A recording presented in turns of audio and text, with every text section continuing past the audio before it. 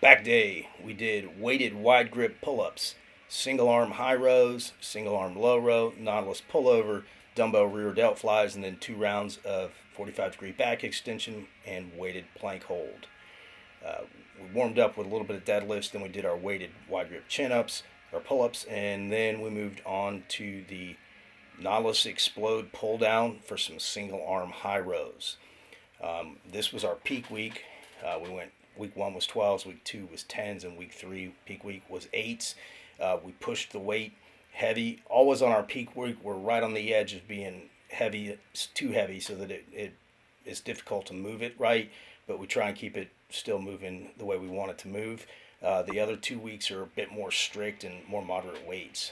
After we get done on the Nautilus Explode pull down for the single arm high rows, we went to the hammer strength low row. We did single arm low row on here, built up to a heavy set of 8. We did the same thing. Week 1 was 12, week 2 was 10, week 3 was 8s.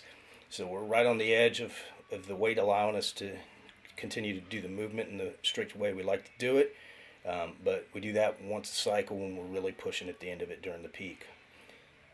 After we finished up on the hammer strength low row, we went to the Nautilus plate loaded pullover.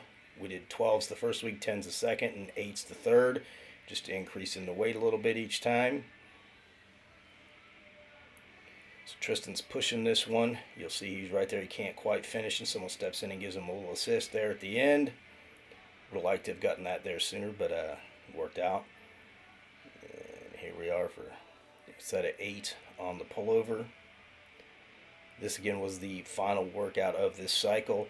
Now we're going to go into a transition period. We're going to take a couple weeks and train a little bit more moderately, do a little bit of different stuff before we get into our 12-week peak for the meet that we have March 31st in Mesa, Arizona.